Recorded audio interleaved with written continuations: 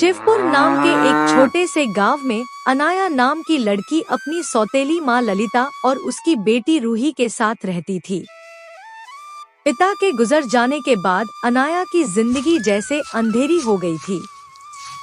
ललिता उसे अपनी बेटी नहीं बल्कि नौकरानी की तरह रखती थी। सुबह से लेकर रात तक काम करती अनाया को आराम का एक पल भी नहीं मिलता था। एक दिन अनाया ने थके कदमों से आंगन साफ किया और चूल्हे पर रोटी सेंकने लगी। तभी ललिता ने तेज आवाज में कहा, अनाया, कितनी देर लगा दी तूने खाना बनाने में? घर में काम की कोई कमी नहीं है और तू आराम फरमा रही है। अनाया डरते हुए बोली, माँ, मैं तो अभी बस रोटियां बना ही रही थी। चुप! ललिता चिल्लाई, रूही के लिए दूध गरम कर और फिर बाजार जाकर सब्जी ले आ। अगर पैसे नहीं लाई तो आज तुझे खाना नहीं मिलेगा। बेचारी अनाया बिना कुछ बोले सिर झुकाकर बाहर चली गई। रास्ते में उसे सेठ रामकिशन मिला, जिसने लालच भरी नजर से कहा, अरे लड़की, काम चाहिए? चल मेरे साथ, बहुत पैसे दूंगा। अनाया ने तुरंत कहा, सेठ जी, मैं मेहनत का काम करूंगी, पर गलत काम नहीं। सेठ हंसकर बोला, हिम्मत तो बड़ी है तेरी, जा फिर जहाँ काम मिले। तभी एक बूढ़े किसान कृष्णा काका ने आवाज दी, बेटी, मेरे खेत में घास निकाल दे, शाम को मजदूरी दे दूंगा। अनाया ने मुस्कुराते हुए कहा, ठीक है काका, मैं कर दूंगी। दिन ढलते ढलते जब वह घर लौटी तो उसके पास 2 सिक्के थे। उसने ललिता के आगे रखे और बोली, माँ, ये आज की मजदूरी है। ललिता ने सिक्के देखे और ताने भरे स्वर में बोली, सिर्फ 2 सिक्के? इतने से घर चलेगा? तू निकम्मी है, सिर्फ बोझ है। माँ, सुबह से भूखी हूँ, कुछ खाने को दे दो। अनाया ने गिड़गिड़ाते हुए कहा। ललिता ने झाड़ू उठाई और बोली, खाने की बात करेगी तो मार डालूंगी। उसने अनाया को पीटना शुरू किया। दर्द से रोती हुई अनाया के आंसू जमीन पर गिरे और तभी एक अद्भुत घटना घटी।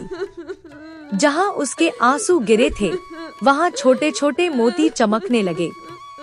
रूही ने हैरान होकर कहा, माँ, देखो ये क्या है? अनाया के आंसू मोती बन गए हैं। ललिता की आंखों में लालच चमक उठा। उसने कहा, अब तो हमारा भाग्य बदल जाएगा, हमें बस इसे और रुलाना है। उस दिन से ललिता और रूही ने अनाया को हर दिन सताना शुरू कर दिया। कभी उसे भूखा रखा, कभी ताने मारे ताकि वह रोए और मोती बने। अनाया की पीड़ा बढ़ती गई, लेकिन उसने भगवान से बस यही कहा, हे प्रभु, मुझे शक्ति देना। कुछ दिनों बाद पूरे राज्य में खबर फैल गई कि राजा विक्रम की रानी बहुत बीमार है। वैद्य ने कहा कि रानी को ठीक करने के लिए ऐसे मोती चाहिए जो किसी पवित्र आत्मा के आंसुओं से बने हों। राजा ने ऐलान किया कि जो भी ऐसे मोती लाएगा, उसे धन और सम्मान मिलेगा। ललिता ने जब ये सुना तो उसकी आंखों में लोभ और बढ़ गया। उसने कहा, अगर मैं अनाया से और मोती निकलवा लूं, तो मैं महल जाकर राजकुमार के लिए अपनी बेटी रूही का रिश्ता पक्का कर दूंगी। उसने अनाया को एक अंधेरे कमरे में बंद कर दिया। अंदर ठंड, अंधेरा और डर था। अनाया कांपते हुए बोली, माँ, मुझे बाहर निकालो, मुझे डर लग रहा है। ललिता बोली, रो, जितना रो सकती है रो, हमें मोती चाहिए। 2 दिनों तक अनाया बिना पानी और रोटी के सिसकती रही। उसके आंसू मोतियों में बदलते रहे। ललिता ने वो सारे मोती एक मटके में भर लिए और राजमहल पहुंची। राजा के सामने जाकर बोली, महाराज, ये रहे वे मोती जो आपकी रानी को ठीक कर देंगे। राजा ने मोती देखे और कहा, ये तो अद्भुत है, पर ये किसकी देन है? ललिता बोली, मेरी बेटी रूही के आंसुओं से बने हैं। तभी दरबार के ज्योतिषी बोले, महाराज, ये स्त्री झूठ बोल रही है। असली लड़की किसी अंधेरे कमरे में कैद है। राजा गरजे। सैनिकों, इस स्त्री को तुरंत कैद करो। राजकुमार आरव ने कहा, पिताजी, मैं उस लड़की को खुद ढूंढ लाऊंगा। वह घोड़े पर सवार होकर शिवपुर पहुंचा। गांव के लोगों से पूछताछ की और अंत में उस झोपड़ी तक पहुंचा जहां अनाया बेसुध पड़ी थी। उसने दरवाजा तोड़ा, अंदर जाकर अनाया को अपनी बाहों में उठाया और बोला, डरो मत, अब तुम सुरक्षित हो। राजमहल में वैद्य ने उसका इलाज किया। जब अनाया की आंखें खुली, राजा ने स्नेहपूर्वक कहा, बेटी, अब तुम्हें कोई कष्ट नहीं होगा। अनाया के आंसू फिर गिरे और जहां गिरे वहां से एक उजली रोशनी फैली। उसी रोशनी से रानी की बीमारी दूर हो गई।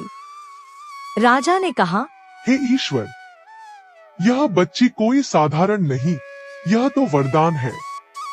राजकुमार आरव ने मुस्कुराते हुए कहा, पिताजी, मैं अनाया से विवाह करना चाहता हूँ।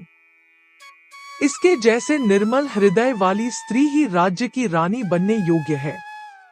राजा ने सहमति दी और पूरे राज्य में खुशियां मनाई गईं। अनाया की आंखों के आंसू अब कभी नहीं गिरे, क्योंकि उसकी जिंदगी में सच्चा सुख और सम्मान आ गया था। ललिता और रूही को उनके पापों की सजा मिली और अनाया, जो कभी दर्द का प्रतीक थी, अब सूर्यगढ़ की रानी बन गई। कहानी का संदेश साफ था। लालच का अंत हमेशा विनाश होता है और सच्चाई हर बार जीतती है।